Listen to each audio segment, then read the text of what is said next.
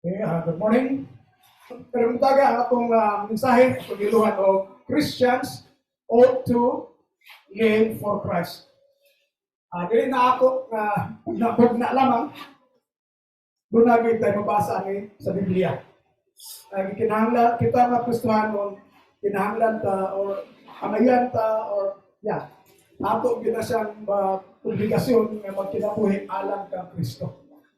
So atong outline, of course, natay introduction.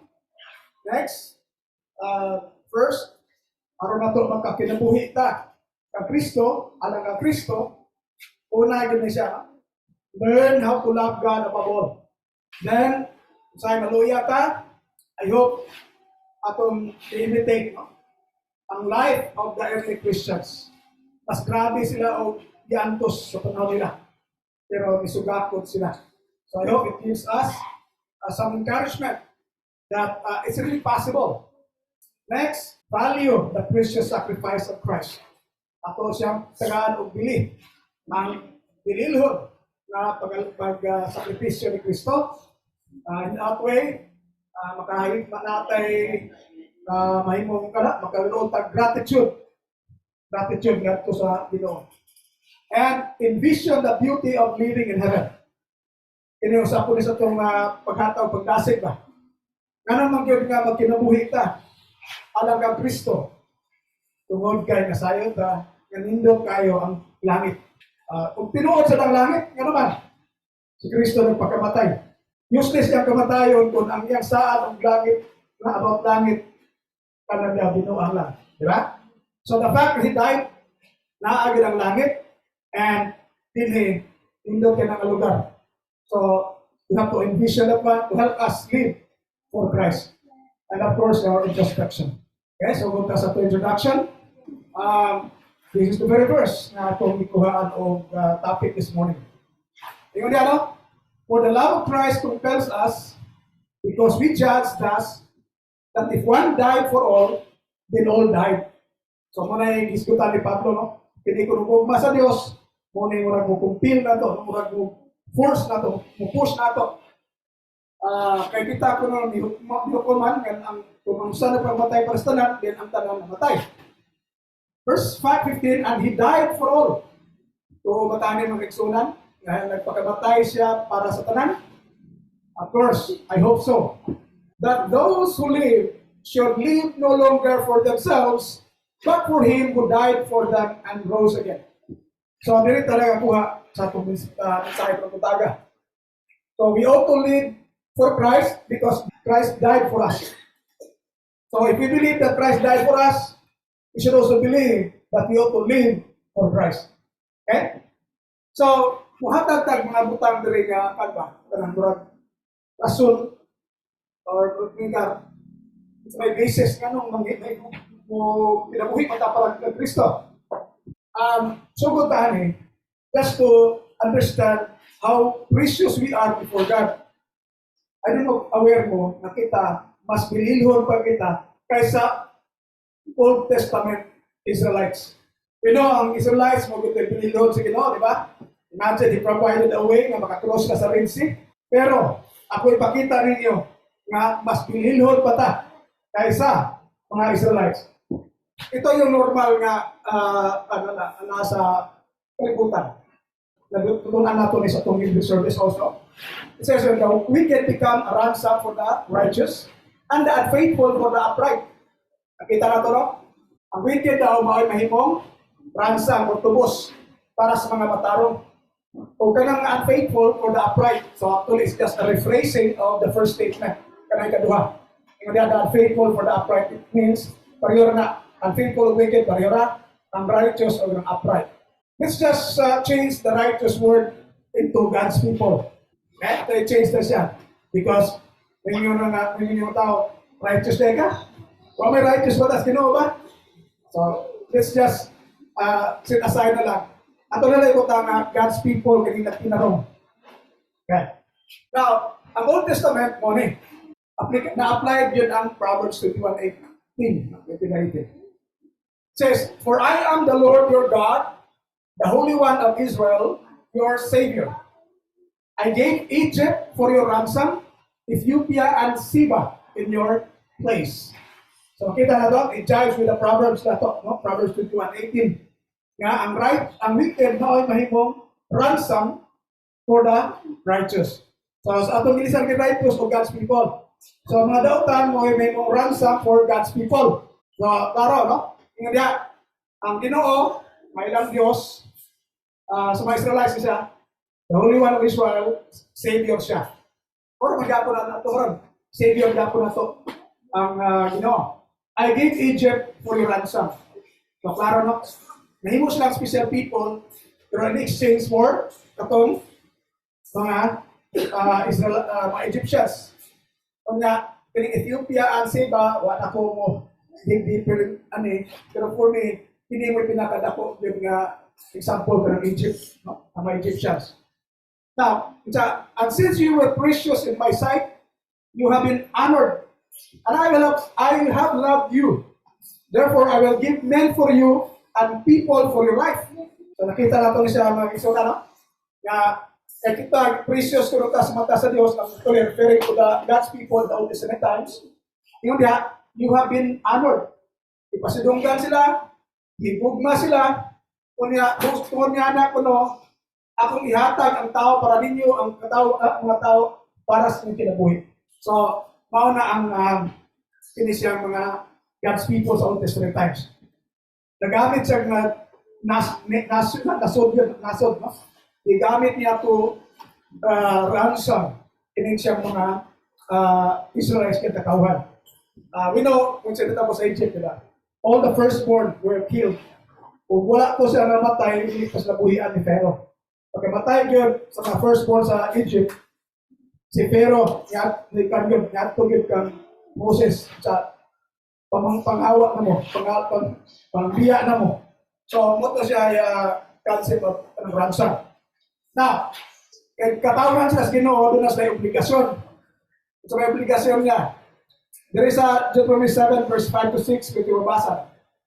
But thus you shall deal with them. Ang din dito, katong mga nations nga ilahang ilugan o lugar, no? Para sa ilahang itong lugar, supposedly. Sa mga Canaanites, for example, muna kuhato lang nila. You shall destroy their altars and break down their sacred pillars and cut down their wooden images and burn their carved images with fire. So, muna ang kabubutol sa Ginoo sa iyang katawhan. Dili sila mo apil-apil sa pagsimba nga dili sa Ginoo. So, katong mga object of worship sa mga dili sa katawhan sa Ginoo, ipa-destroy. Mo ni siya kung emphasize kanunay nga isod na ito tumanon sa atong panahon kung mapriso ta. Pero there's a way spiritually. Sa una man God, physical, sila karon lamang tayo spiritual house. So kita nga mga Christians, spiritual house ta. Sila po, spiritual house kay when we come together, please talk about spiritual matters. Pero hindi lang yes, Ginoo. That is why it's very, very dangerous kung kita pataka lang tag-share sa ilang post. Ayaw din mo pataka, no matter how good the message is, ayaw mo pataka post kay most likely you are leading people to the wrong group. God hates that one. Naman tayo sa kaigsoon, for example, dahil sa actually, kung nato isa kaigsoon na example na nasa akong mind. Kaya misis pa dito nila, kung makita na ko nga, although wala nila kita sa iyo ba? So, one sister nag-post siya. Nindot mo kaya itong ilang, i-share niya ba?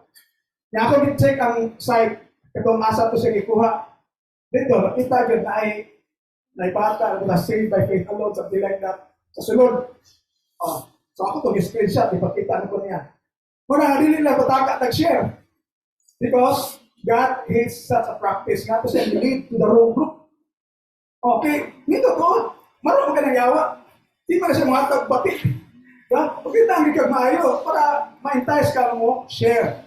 So, inig-share niya, ang mga tao, mga friends, hindi siguro na. So, ato siya, mura din pagi, save by faith alone na. Pag Bible study ka nila, hindi sila kasunod noon. Save naman ako, ito naman ko. Diba? So, we are leading people the wrong group. Ipa-destroy nas kino. Better if you just invite them to study God's word, nahingay taggupa nila. Kaya sila, mga spiritual stone man sila. makuha na to, maghihinay sila kaguba. Just like imagine na ang building, kung ano mo nagpato, na mga usapon, sumugin ito ma-imagine ka ng Catholic Church na made of stones daw, maklaro kayong mga bato. Kung ano ko nagkastag sa eventually, naguba na. So muna ito mahimo, kaya di mo ta pwede mag-sumugin ito panahon na. Anyway, so natin application. Ganong buhaton na siya, at hinita mo dila na nila, because siya, for you are a holy people to the Lord your God. Holy people, lahit ta, nakatawan ko no. It says, the Lord your God has chosen you to be a people for Himself. Kung ipili ni silang matawag na katong giransom niya using the Egyptians, yung giransom sila, ipili sila, yung special pressure above all the peoples on the face of the earth. So sila mauna sa Old Testament. Pero anong kayo nga kita mas importante pa ta, mas valuable pa ta kaysa mga ining early katong mga God's people of Testament times. We have to note, nagibasa sa ni Brad Bong, but you are a chosen generation, a royal priesthood, a holy nation. So, ang mga Christians daw, pinili nga kaliwatan, pariyanon mga pare, balaan nasod, kaya lahit mo nita. His own special people. So, pariyo ta sa Old Testament, special people ta. That you may proclaim the praises of Him who called you out of darkness into His marvelous light. So, na po tayo obligasyon to proclaim the praises of Him. Pero, saan ito pag-proclaim sa praises sa Ginoo kung kita mismo ang atong kinabuhi nagmantala sa dili maayo. Diba? Iso may mayroon na siya mo gusto Ginoo kung prayo kinabuhi. Minsan maayo, diba? Pabitaw ko sa'yo, makakuan ko ba, na yung ba mag-sige, praise God is good all the time. Kasi, yun, praise ka ba sa kwarta? Wala ba nag-contradict ba, no? Wala ba, din ako kahit paano kaya may take ano na po. Kung naman ba, ipakita ang makapraise sa Ginoo. So, mawala ko contradict. Instead nga i-praise na Ginoo, brother ko yung muta, ako din ay mong Diyos, sige rin may kwarta. Diba? Hindi mo sa maayo. Anyway, hindi mga kita sa una, dilita, yung katawan, karon na himotang yung katawan. Wala ta kadawat kung kaluoy sa una, karon ikaluyan na kita. Wala na kita. Pero unsay gigamit sa Ginoo turan sa mas. Okay? Yung there is 1 Peter 1, 18-19, you know that you were ransomed from the futile ways inherited from your ancestors, not with perishable things like silver or gold. So wala kung tagi tubos, pinagi sa mga butang na manunot, sama sa aking silver or gold. But with the precious blood of Christ, like that of a lamb without defect or blemish. So also may nakalahi anak.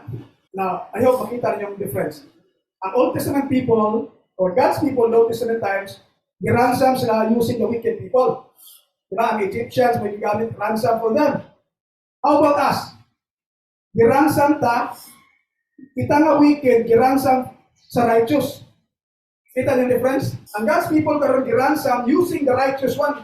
They go against the Proverbs na to. Kanina ang Proverbs, ang wicked, mamay, may mong ransom for the righteous or God's people. So, na-demonstrated siya through katong pagpili sa Ginoo sa katong sa Old Testament nga God's people. Kaya, I give Egypt as ransom for you. But this time, kita, i-ransom that using the righteous one. Dili wicked. So imagine, ang righteous mo i-gigiwatan na ito, ang ransom. Therefore, we are much better than the God's people in the Old Testament times. Diba? Ayun, nakuha niyo ang point. Nakita, mas labaw ta. Now, all the more, now we should live for Christ. All the more that we should live for Christ. Sorry na ta sa first point na to. First is learn how to love God above all. Usan isa sa first point na to, kabuhaton. If you want to live for Christ, una yun na atong love for God. If you believe that Christ is God, you should love God above all.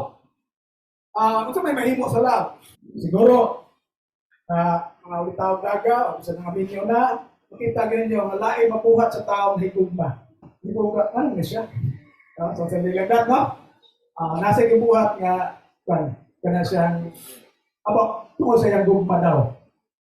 You may say, moratorium na. Naibigay ka example, anak. Diba? Si Jacob, in love kasi ni Rachel. So, he lived for Rachel 7 years. Supposedly. Pero pag abot sa after 7 years, lain nagyatag, si Leah man. O reklamo siya. Kung gusto din mo si Rachel, serve me another 7 years. Okay na in love si Rachel, he served for another 7 years. Diba? So, naku kahit mahimo ang gugma. So, kung nahigugma, tas Ginoo, that will help us live for Christ. Okay? So, una is learn how to love God above all. Nga nung nahigugma ta, we love Him because He first loved us. So, John 3:16, klaro kayo. For God so loved the world that He gave His only Son, as whoever believes in Him will not perish but have eternal life. Kana, dili na masabtan ganit sa mga masters, sa mga post. Grabe kayo sila, pero mag-imak lang Ginoo. Ang Ginoo na pagkamatay, para luwason niya. Bakit hindi ba Satanas na lang? Diba? So, pero pag di mo gano'n naon, grabe kayong mahimo sa gugma. Nga, gugubihan sa what is ordinary. Sino ba? Kita makasala, kita gibuhat na, nakasala ta, umat kamatyan ta, ang daman pataglugar sa langit. That's, yan, kanang biyan sa kanang normal din nga, di ba? Pero, that's how God loved us. So kita, how do we love Christ? So I said there, again, we love Him because He first loved us. Tingnan rin, if you love me, keep my commandments. Na, kung may gugma ko ta, kaniya, atong buhato niya ang commandments. So, lagyan na itong istorya po sa kung kanina, relate ani, like itong keep meeting together and so on, para man to keep the commandments man to sa lesson kanina. So, konektado rin. Now, one time si Christ was asked, what shall I do to inherit eternal life? Mutana sa katao. So, gusto siya makabaton ko ng eternal life. Yung si Kristo siya, kung sa may nasa palaod, kung sa may basa, di ba, kung sa nasabta, di ba na. So, ang katunang mutana mo yung itubangan eh. So, he answered and said, you shall love the Lord your God with all your heart, with all your soul, with all your strength, and with all your mind, and your neighbor as yourself. So, kung ano yung itubag sa katong lalaki ng utana, what shall I do to inherit eternal life? Ni, gumana na yung si Christ, you have answered correctly. So, sakto. So, to inherit eternal life, we have to love God above all. Anong above all man? All your heart, all your soul, all your strength, all your mind. Diba? So, a short na lang to love God above all. Actually, this is a summary of the 10 Commandments. The first 4, love God above all. Ang last 6, your neighbor as yourself. Nasa Romans 13, all nothing but love, something like that. No? And then, kato commandments like you shall not murder, you shall not steal, and so on. Na-sum up daw nga sa one, siya statement, love your neighbor as yourself. So, wala na to. Daghan kayo siya, no? Hindi na po mahatagtanan how to love God above all. But let's just focus on with all your strength. Sa Old Testament, siya gikuha actually, in Deuteronomy 6:4-5. It says, hear, O Israel, the Lord your God, the Lord is one. You shall love the Lord your God with all your heart, with all your soul, with all your strength. Dito sa account ni Luke, by all your mind. Posible nga ako isulti sa katong mutana. Okay, sa Matthew's account, Matthew 22 for example, mutana dito, kung sa may greatest among the commandments, si Christ may nagsulti atong love God above all, pero wala itong with your mind, with all your mind. Pareho rin siya amin sa kining Deuteronomy 6 verse 5. So, let's just focus on with all your strength. I'll give you an example. Ako, wanto ko, like nasa unan, pag nagsugod sa yate, wanto ko yate, nangyapo na itong service dito. Now, most of the time, wapay na ito anak ko. Mauna pa ko sa taga dito.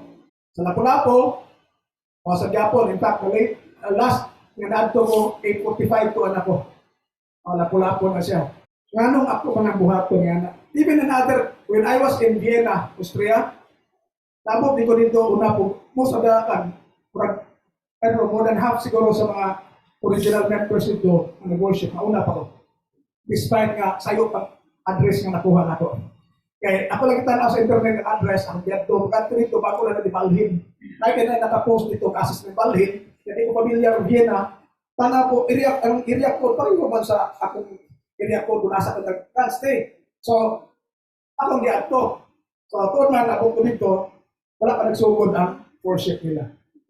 So ano akong nangbuhaton? Ano ko buhaton na? Ano man? For example, na ako sa UP nagtrabaho. Night times nga naka-attend ko meeting at 8:30 sa UP Diliman, no? 8:30 in the morning, UP Diliman. Pero gikan ko Cebu City. Katong after Yolanda, kanang sa Kawit nga na school dia itong Bikin, ang mga faculty na ako na sa pagusadihan every Friday, 9 o'clock in the morning. Pagkanda ko 9 o'clock na dito, nga gikan ko Cebu City. So what's the point? Kung kaya na kung mabot ng Diliman 8:30 from Cebu City, maka-attend ko sa meeting dito, kung makaya na kung mag-start ko meeting Bible study sa Kawit from Cebu City at 9 o'clock, hindi daw ko kaya mabot dire sa atong place of worship, isa na lang sa yate doon na compare sa Diliman o sa Kawit, then I cannot say I love God with all my strength. Because na ako may mas kaya na to. Ako nakuha yung point, no? Na ako may mas kaya na akong mabuhat. Base na abot ko kaya na ko 8:30 naka-appeal ko meeting kalayo ang UP Diliman, nagkinoplano pa, no? Ang traffic pagikan sa airport from Naiya to UP Diliman. Kung nakaya na ko. So muna nga, kung ikamot jud ko nga bisag asa, mabot jud ko impossible ahead of time because dili ko kay nga Lord, since Lord kay mura na hindi mo kaya ninin mo ato ka Diliman. Diba? Kaya nimo. So that's something for us to think. Ato i-gain sa natong love for God. So may mga kaya na to. Kaya na to maghatod og bata alas 7. Na Monday to Friday, 5 days. Oh, na one day, dito kaya. Alas 9, dito alas 7. Diba? Something to think about. Kung may mga kaya na to. Kaya na to nga mag face to face before pandemic. Nga karon pag diri nasa kwan, hindi na to kaya, so questionable ta. Diba? Eh, before pandemic, wala man tayo Zoom. Diba? Wala tayo Zoom. Kaya na to. Yeah, kung karon dili na to kaya, something is wrong. So paman, you think about, for example, kaya na to mga to sa trabaho, 8 o'clock. Monday to Friday. Whereas Sunday sa lakadlaw. So, kana something for us to think about. Kung nagdagan-dagan tapos sa trabaho, yawat na magdagan-dagan kaya sa simba, so something is wrong also. Diba? Kaya mo na to. Karapong ka, for example, I don't know sa inyo, no? Kung, for example, sa diyang na nasakit inyong pamilya, wala mong trabaho, sa kamuntanan, wala mong trabaho. Kung wala, okay na po na masakit kung sa pamilya, di tayo simba. Diba? Kaya pareho naman ang level. Pero kung ibuhat na ito nga, yung trabaho ka po ito, bisag nasakit itong pamilya, kanya tinatubuhan sa simba, something to think about sa. Diba? Kaya, hindi ko na strength ba na, kaya man na ito lagihan. Diba? So, I hope, muna ko sa atong naon kay, once na atong concept, we can do many things actually. We can really live for Christ kung muna atong concept. Kung sa may kaya na ako. Okay? Next, imitate the life of the early Christians.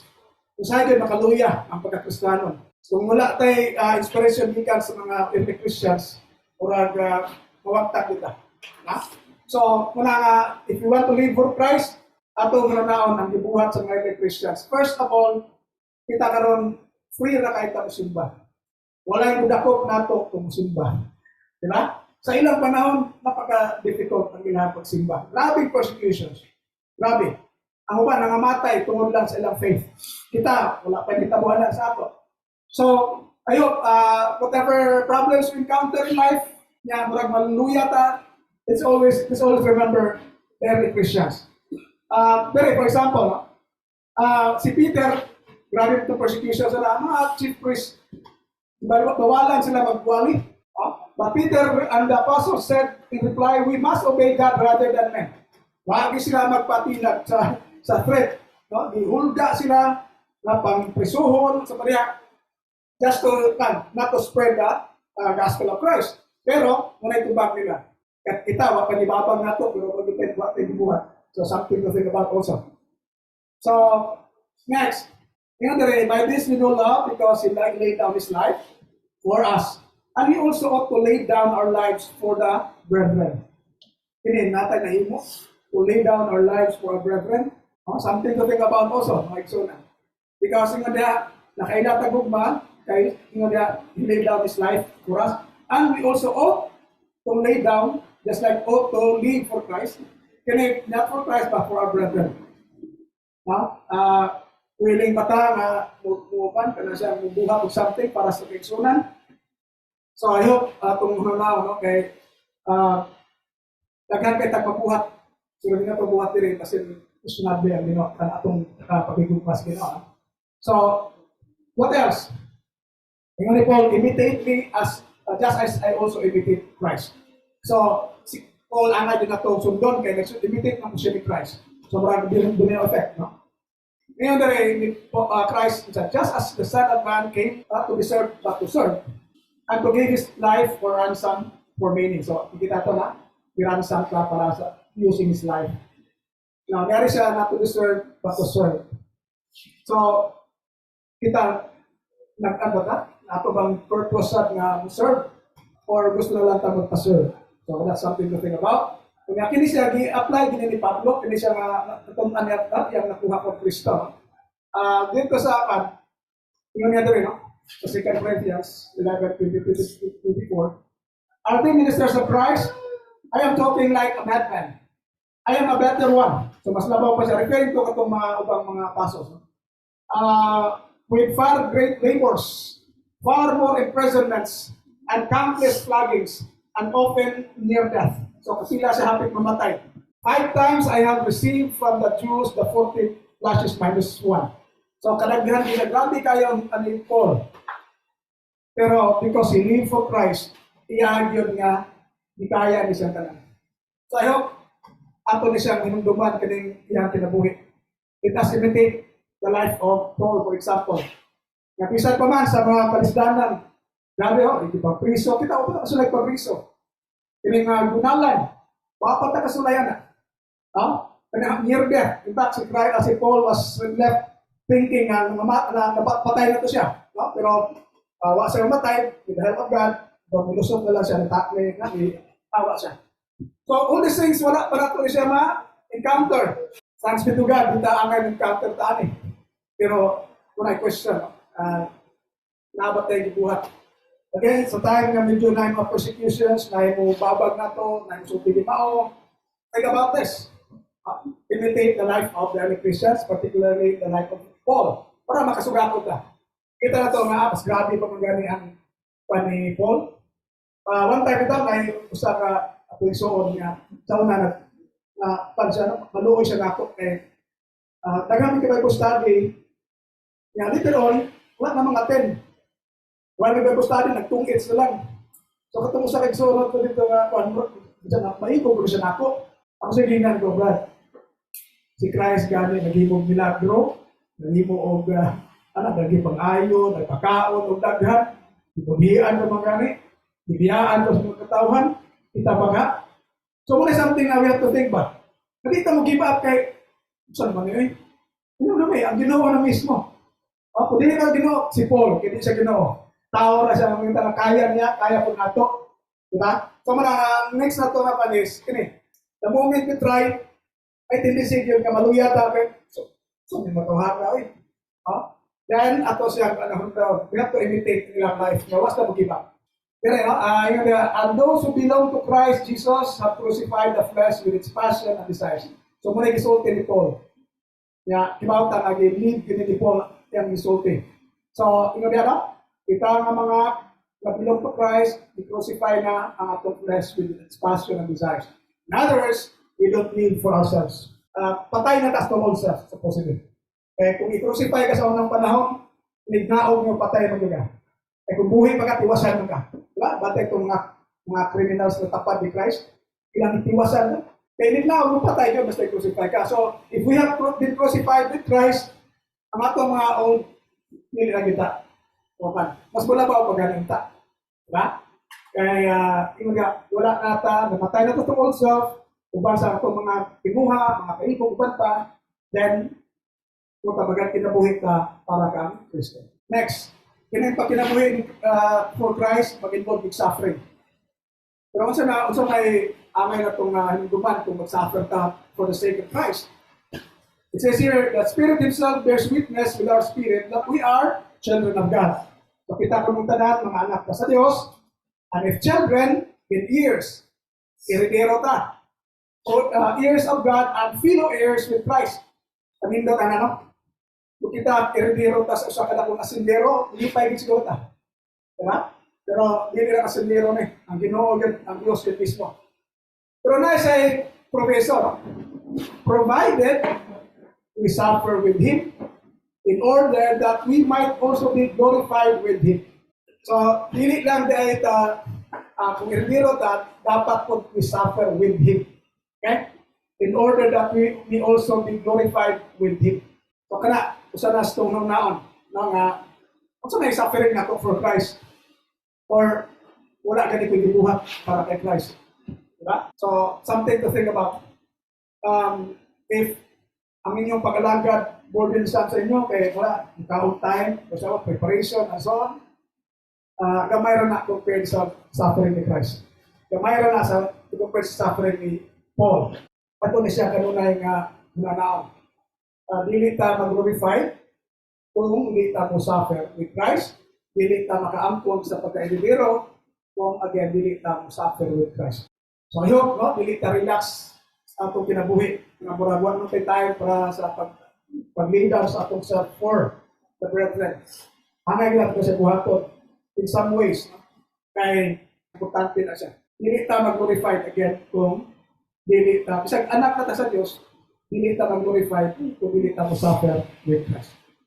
So next is, value the precious sacrifice of Christ. So, para magkaroon tag-utang na loob.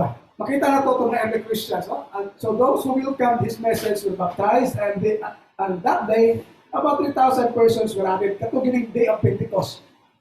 Almost 3,000 kuno ang nadugang sa ilang kapundok, yung mga apostles.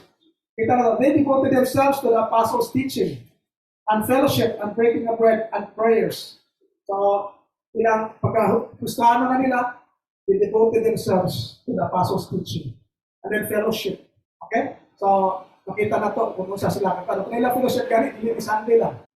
Sa ato, mag-listen pa tag-Sunday, that's something again to think about. There's a verse 46, day by day. Kita na to.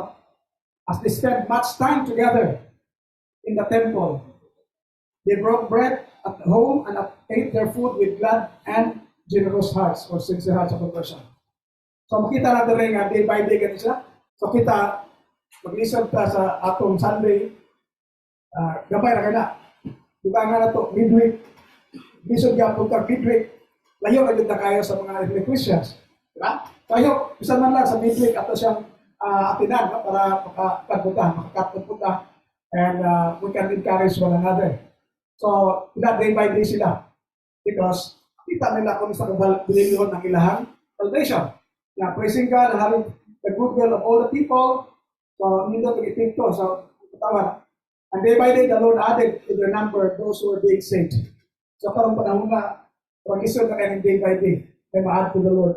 Before pandemic, there was a time na I had 44 baptism in 1 year. Karon nag-isod na kayo. So, natulog kayo ipikto ang kinisiyang pandemic. No? Kaya mag-isod nakakabalik kung Bible study sa mga tao. And affected po na itong simba. Alos, isod na po kayo mag-aagad na ito ang mga eksunan.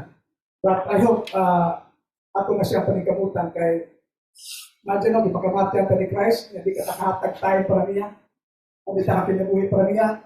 So, pasin din nato makuha ang langit nga pamitagang na dawa. Example nila, no? Because they value the kanisang precious sacrifice of Christ. Kita na ito, no? Even in the midst of persecution, grabe gyapon ng ilang ibuhat. It says here, 8:1 sa Acts 8. Now Saul, or Paul kung nasa sauna, was consenting to his death meaning 7, the first Christian martyr. At the time, a great persecution arose against the church, which was at Jerusalem. And they were all scattered throughout the regions of Judea, Samaria, except the apostles. So nga na, grabe ang persecution. Nga natumulaan ko siya. Na thanks be to God, wala na mag-experience anak. Pero bisan sa ilang pagkatimulaan, no, except the apostles now, kita na sa verse 4 and 5. Therefore, those who were scattered went everywhere, preaching the word. So sila nga nakatag sila. Pagka bulag-bulag nila, isang pa na bulag-bulag at those persecution, they keep on preaching the word. Ano man? Because we give value. They value the precious sacrifice of Christ. Kibaw sila. Usay dili atong ilang nakuha ng salvation. So kung yan na atong understanding, siguro pwede yan day by day, na ibaluas, na ipapabutang nato sa Facebook, na nabaptize and so on. No? Para kung kita tanan nakasabot ng So, Philip went down to the city of Samaria and preached Christ to them. So, naghan nabaptize sa Samaria because of Philip, for example. So, makita na to. Okay, imagine mo, i-persecute na ka, niligo mo kinabuhi, pagkapot layo, wala na po ka. Diba? Makita na to ba? If you don't value the precious sacrifice of Christ, you will not do that. Pag-persecute mo, hulong. Hindi na ka dagat paglayo. Hindi na ako Christian. Balik ako sa atan. Para lang simple kayo. Pero, nibiya sila, pagbiya nila, kan. So, kita, do we really value the precious sacrifice of Christ? And what did we do? Okay? So, next. By the way, ako nag-mention po last Sunday. Ngayon lang Fred, naaman may trabaho. So, kung nandini ka, himuan ng mga butang angay ng mga maton. Pareho mong tayo may trabaho. So, hindi mo ka-reklamo. Pareho mong tayo may trabaho. Pagdira, kaya din nato. Anyway, next. Envision the beauty of living in heaven. Isa sa reason is, Brad, nang hinabuhi mo, Brad. Nang hinabuhi ka, hindi taga kinabuhi mo katapusan. Diba? It contradicts ba? Nang hinabuhi ka, aron mabuhi. Kinabuhi adre, short live na. Hindi na maglamat, hindi na magdugay. Pero in heaven, eternity. Hawa po yung problema. Dahil nang hinabuhi ka, isa-usa pa ka dato, problemado gyapon ka. Ako dito, Brother Bong, isang dato na kayo, katubad ko, di siya buwa pag yung peace of mind. Ayan na siya ako study kanina. Pero wala. Isa nga na security guard, hindi na ka-secure. Dahil sa una, security guard, di una yung amo. So, muna ito nga, pag kanindot, kanindot nga, walay paghilak, walay mga problema, walay kamatayon, kana may ato lapson. Kaysa, panginabuhi, panggugubat. Or natay mga ako i-follow-up, message na ko, di ko kakalpon, kinaamo ko yan. So, kana, careful ta mga kaigsoon, kay basta nasipya ta, nang inabuhi ta, pero atong bibiyaan ang kato siyang eternity. Remember yung kapag na, if you want to have inherit eternal life, siya, ito, love God above all. Love God above all, and love your neighbor as yourself. Simple rin kayo. So, parang atong isang panigamutan. Atong magkinabuhi ka for Christ, kay ikamata na ta, and then kana siya pagpakamatan niya is as a good sign or assurance na heaven is real. Nood yung langit, kaya ikamata kita. So, dito na lugara. Ang Christians, we have to remember na ang ating citizenship now is in heaven. And it is from there that we are expecting a Savior, the Lord Jesus Christ. I don't know if in your lifetime, nagunahon na ako about citizenship. Daghan man magpa American citizen. Daghan magpa-Japanese citizen. Daghan ako ba gani, adto yun mga anak sa US para ilang anak, pwede rin ito by birth.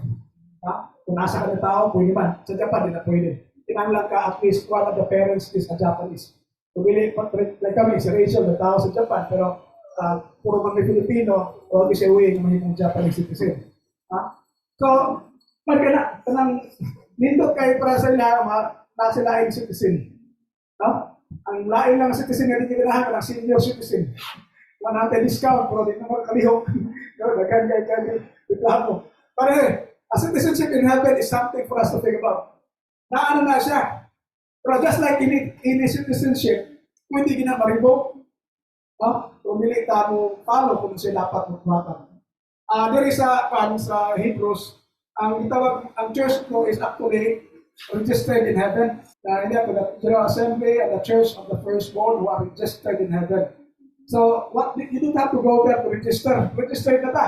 So, ayok, ato na siyang panalitilion Because even if registered na ta, ang atong names can be blotted out. Wala sa Bible ng once saved, always saved. Diba? So, there is a, for example, Revelation. Ang church in Sardis saying that if you conquer, you will be clothed with like them in white robes, and I will not blot out your name out of the book of life. I will confess your name before my Father and before His angels. So dito kayo nasura si Christ. Ha? Na kung kita ato i-conquer ka ng mga negative things dito sa kalibutan, na mababag na to, kaya I will not blot out your name. In other words, i-blot out niya kung lilit ka na-conquer. Diba? So, since nalista na sa langit, citizen na ta sa langit, ato yung panikamutan nga, we live according to the laws of heaven. Ang balaod sa langit. Just like in any again, country, ang ilang balaod yung sundon if you are a citizen. Kung go against ka, hindi na siya pwede. Diba? So, gawasan nino nga, kung mo kang i-follow ang Bible, gamay na rin. Enter through the narrow gate, for the gate is wide and the road is easy. That leads to destruction. Kaya kung paingon sa kalaglagan, there are many who take it. For the gate is narrow and the road is hard that leads to life, and there are a few who find it. So ayaw punta mga eksono, arita sa few. Arita sa few, in other words, we suffer pa with Christ. Kaya ang life na to is not that easy. Ilang tayo easy lang. Matag yung tayo po sa Ginoo. Labi na po sa pagtabang po, sa pag-minister sa itong mga eksunan, ayaw, hindi ka malimuta sa lesson sa Ginoo. Kaya sometimes ba, mga ginigita mo, wapang tayo trabaho, gusto kita mampo. Hindi tayo trabaho. Yung nanang hapag ng trabaho, wala namang ginataw na simba. Kaya trabaho ngayon na. So, ayaw, piling nga na. So, the more nga i-answer to prayers, the more kung matag yung time sa Ginoo. Pagdili kay nagkadugay, nagkalayo na ng tas Ginoo.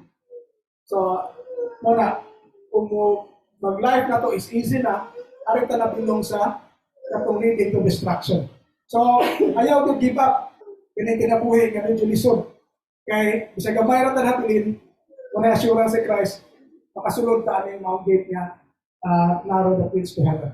So, now ta, nakisunan, no, ako nakuha kung karon nga, una, first, karon na makahimo kas butang na medyo dili ordinary, we have to learn how to love God above all.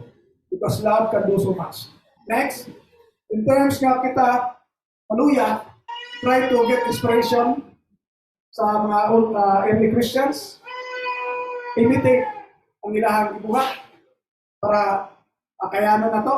And then, next, kato siyang atong i-value mo ang kinisiyang kato siyang sacrifice ni Christ. So, natay mo putang na loob. And then, last thing is, what a nice life umabot aning sa langit. So, I hope hindi na ito mahimo rason ng panginabuhi kung hindi. Panginabuhi kita eternal life. Ato na siya panikamutan because sayang dito na miss out na itong heaven. There's no other place to go to after this heaven. Hell na gina siya. So, mga gisonan, aring introspection. Una, have we given our best to show that we really love God with all our strength? Nakita ba rin nato? Ato na ba yung nahatag na ba itong the best? Or karon nagkalaay na noon pa? Sa una nahatag na ito ang medyo not necessarily the best, maybe better, but karon kasi good na lang. Nalito ang good, may good na lang. Pero sa worst. Diba? Ayaw dito na mabot dito. Kaya how closely do we imitate the life of the early Christians in serving the Lord? So, kung nato i-test na nato, i-compare nato atong lives sa lahat, asa magkatadapita from 1 to 10. Next, what can we show to men and to God as a manifestation that we really value Christ's precious sacrifice in our life? So may pangutana na ba tayo napakita sa tao o sa Diyos na makita nato yung kitagabili ang sinisiyang sakripisyo ni Kristo. And are we really convinced that heaven is the only place where we can live blissfully in eternity? So inata, mga kaigsunan, we live for Christ because Christ died for us. And hopefully, hindi natin magkalay as the days go by. So, dahan salamat, mag-isuan, nawag tinapay na po po mga bagay.